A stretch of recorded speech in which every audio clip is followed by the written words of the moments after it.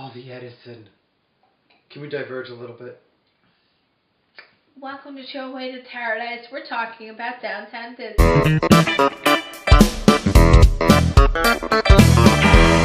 But you know what? Down here is our time.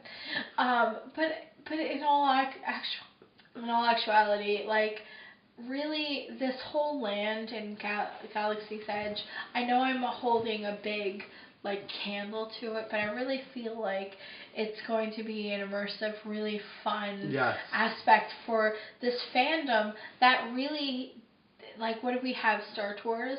Like, we don't have anything else. That was the only thing that was very Star Wars. We have the Void, which I've never had a chance to experience. So Void is in downtown Disney, aka Disney Springs. Disney Springs. And it's this virtual reality, wonderful, like, puts you into the Star Wars element. And they're doing so many things with the Void, like with different movies that are coming out, like Wreck-It Ralph, and they're doing one cute. with, like, just a virtual reality experience. I always wanted to do it. There was just no time.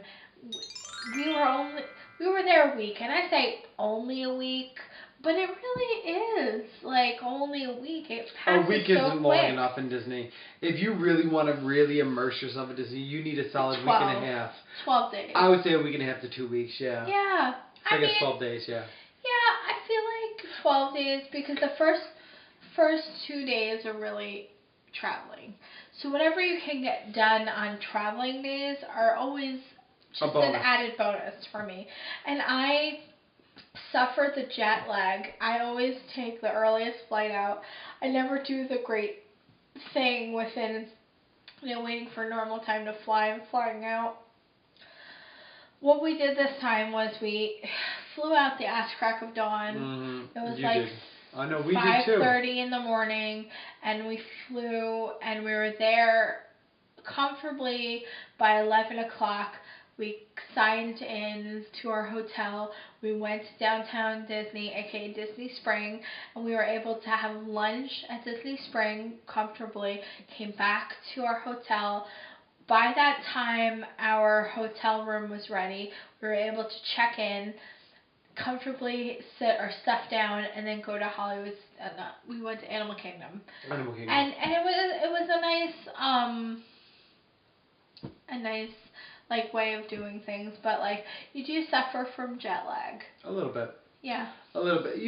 Traveling is just that. You travel more than anyone I know, so you're more adept at handling jet lag.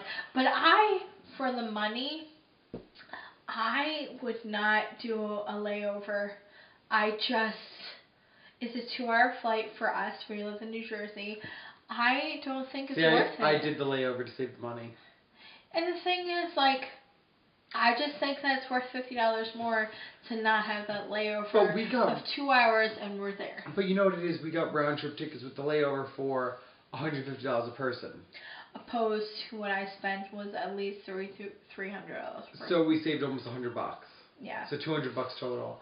But you know what it is that you go back and forth with convenience. You want to be there faster and not have to wait. But see, I don't have to worry about. I don't have a child that I'm entertaining. Yeah, but like you want to get there on one shot. You don't have to get off the plane, find some place to go to, dick around for 2 hours, and then get back on the plane. If I had a kid, I would do it in one shot too. I wouldn't want to layover. If I can get there in 2 hours, I'm gonna take it all the time, kid or no kid. That's me personally. But I don't think there's anything wrong with the way... Oh, no! No. Of course Everybody travels differently, and if you were going to save a couple bucks traveling, do it. Do whatever. I always go for as cheap as I can, because you know what?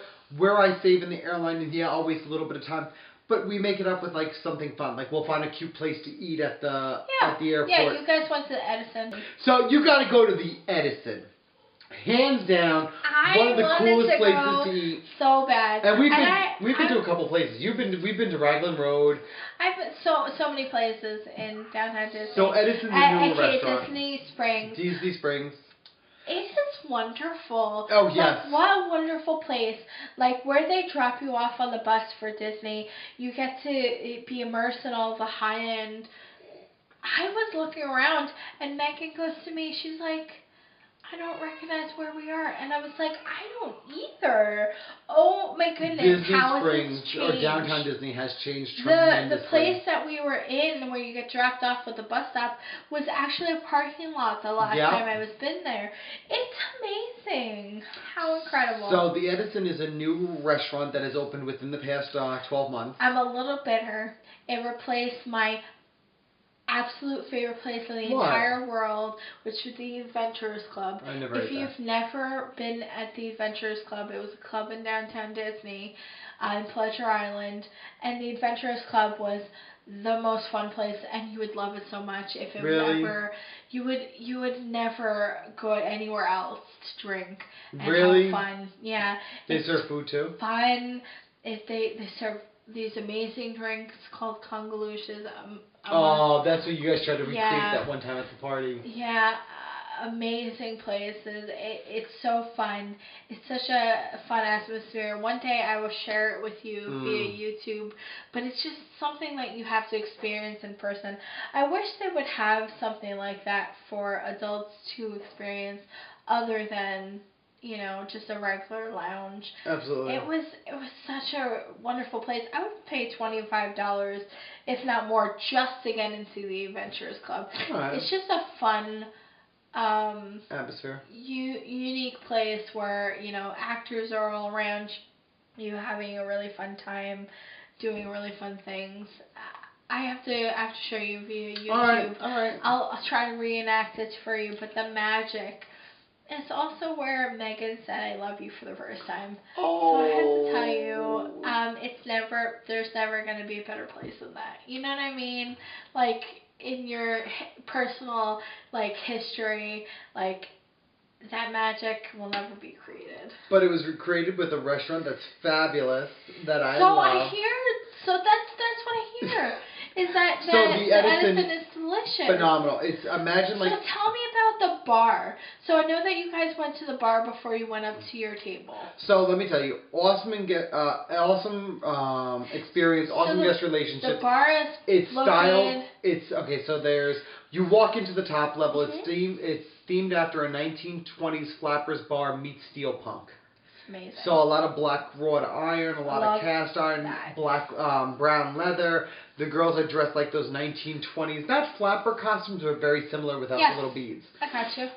Men are in the suspenders with the white shirts. The bar is located on the ground level. So you walk down the black cast iron staircase back to the basement. Can I tell you something about the Adventurers Club? So they used to have these stools at the bar there that, like, at random points when you're drunk, would just start lifting you up. And would just be like, you're like way above the bar, and you're like, what's going on? No. And then you would go down. Like, it's so funny. That's cool. It's such a, man, I can't even describe to you. But anyway, go on. Tell me about this bar. So I will give you pluses and minuses. So the pluses are the customer service is exquisite. That's awesome. We got to the bar a little bit early, 20 minutes early. They sat us down and they said, oh, well, your tables aren't ready yet. If you want to go to the bar and sit down and have a drink, you're more than welcome to. Of course, you're going to go down there and relax. It was right before the Christmas party. Absolutely. So you're spending your time wisely in downtown Disney, because with the Christmas party ticket, you can get into the Magic Kingdom 4 o'clock? Yeah. Yeah, 4 o'clock. So they had the whole morning to relax, to downtown Disney Springs. Disney Springs. We call it downtown. We're old school. We're old. OG. OG, and you can relax and do downtown Disney. And so you went to the Edison, so you were having some drinks down at the bar. So I had a couple drinks. How was the drinks down at the bar? Let me tell you. Were there unique drinks? There were unique drinks. They knew what you classified drinks. But the also thing that I really enjoyed about Edison is the bartenders were like real bartenders. That's so nice. They weren't just like run-of-the-mill like college kids that were like they were like, this was their profession. That's great. And to make a drink, they could go off your palate. What do you like? And they'll make you a drink. Like, fell in love. They started making me an old classic. We know it as a Saint Germain and Champagne. Yeah. But they know it's called a French 77. Oh. So it's gin, Saint Germain, a squeeze of lime, and seltzer. Phenomenal. Really, really good. So Saint Germain, if you've never had it, is this elderflower liqueur. It's exquisite. Like, it really is a good time if you have the palate and you would like to try that, something new. So let me tell you about customer service. Yes. So for 20-25 minutes, me and Will are sitting at the bar, we're drinking. That's a long we're having time for you guys to be down there. They forgot about us. Oh, goodness gracious. So then we asked the bartender, listen, did they forget about us? We just wanted to sit down at the table. And he goes, sure, no problem. I'm so sorry. They called the waitress that she came down and got us and seated us. My complaint about this place, the tables where you sit for the restaurant are the tiny little 1920 wooden stools, like, like the girls would do the dances on. Yeah. Very small seats, like, very uncomfortable for me. Especially for a bigger bottom, exactly. which is what I have. And I have a huge booty. I'm like, girls, too. look at that booty. So I felt very uncomfortable. I told the waitress, I'm very sorry, I can't sit here. This is uncomfortable. Can we go back to the bar? Went back to the bar, no problem. That's so nice. Sat us back down, telling the bartender our order, because you can order from the bar and sit and eat and drink. Really cool. Yeah, that's so cool. They have bar service. You know what? I would, if I was just traveling, I can't describe to you how much traveling, like say you're just a couple traveling, how much I enjoy that experience. Go on. So, while we're putting in our order for our appetizer and our drinks, don't realize the manager is sitting behind our bartender. So nice. She's overhearing. She came up and she apologized to us. Just willy-nilly? She said, I am so sorry we forgot about you. We just want to let you know the appetizers tonight are going to be on the house. Oh, that's so Please sweet. enjoy them and just let us know. So, honestly, Edison, awesome customer service, awesome food, awesome bar, awesome restaurant. I don't want to say that Disney sparks an updo in customer service. They do. I feel like these restaurants would have this amazing customer service if they were in Fort Lauderdale or a million other different kind of places. Oh, yeah. I expect them to have this customer service. But to actually experience Disney magic in a restaurant not owned by Disney is fantastic. One of the things that always impresses me about Disney, and I'm sure you'll agree with this, Disney always does right by their name. Always. If they do something wrong, they own up to it and they fix it for you. And you know what?